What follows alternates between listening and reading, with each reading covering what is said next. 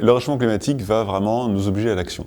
La première mesure à avoir, c'est d'abord de ne pas aggraver le changement climatique. Je reviens rapidement dessus, c'est ce qu'on appelle l'atténuation, c'est en fait la réduction de toutes les émissions de gaz à effet de serre, voire éventuellement la réduction des concentrations de gaz à effet de serre dans l'atmosphère. Et ça veut dire beaucoup d'activités de l'homme sur son territoire, notamment des réformes des activités industrielles, une consommation d'énergie beaucoup plus basse, parce que c'est essentiellement lié aux énergies fossiles dans le monde. En France, la seule énergie qu'on consomme est une énergie fossile. L'énergie électrique vient essentiellement du nucléaire, mais l'énergie en général, à 70-80%, c'est de l'énergie fossile. Donc il faut réduire toutes ces émissions, modifier notre demande, donc beaucoup de travaux dans l'isolation des bâtiments, par exemple, dans la performance énergétique de tous les outils qu'on utilise. Également au niveau des transports, parce que c'est une part importante des émissions, avoir des transports peut-être avec moins de voitures, avec moins de camions, plus de rails, de transport fluvial, que sais-je, et des villes qui sont donc organisées différemment, de façon à ce qu'il y ait moins de transports à faire sur les lieux de déplacement du travail, de livraison, etc. Ensuite, l'agriculture a également besoin, comme c'est une très forte contribution, de s'adapter, avec notamment un usage plus faible, par exemple, des nitrates, des engrais, des fertilisants, et également, il faut le citer parce qu'on aime bien manger de la viande en France, ou des produits laitiers, il faut savoir qu'une grosse source de gaz à effet de serre, c'est le méthane de digestion des bovins et des ovins. Et là, il faut en avoir moins pour qu'ils produisent moins, donc ça veut dire qu'il faut aussi qu'on consomme moins de viande et qu'on consomme moins de produits laitiers. Même si c'est un petit peu iconoclaste de le dire, voilà, par rapport au changement climatique, c'est ça.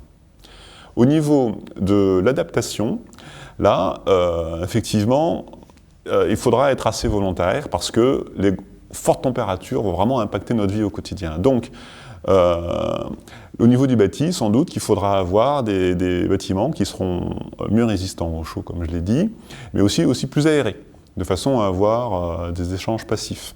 Ce qui va changer nos habitudes culturelles, sans doute, il faudra plus veiller les uns sur les autres, et changer en fait tout ce qui est lié à ce que le changement climatique va impacter, comme les ressources en eau. Donc il faudra être plus vigilant sur les consommations d'eau, il faudra s'occuper des rivières, des nappes, des écosystèmes différemment, il faudra adapter, changer en fait la végétation qu'on va utiliser, très probablement des migrations vers le nord, des espèces qui seront cultivées, donc dans le sud, le maïs aura beaucoup plus de mal cultivé, il faudra cultiver sans doute autre chose que le blé, donc changer la façon de, même notre alimentation, si jamais c'est du mil qu'on met ou du sorgho, etc. Donc nous, à notre quotidien, on va vraiment être impacté.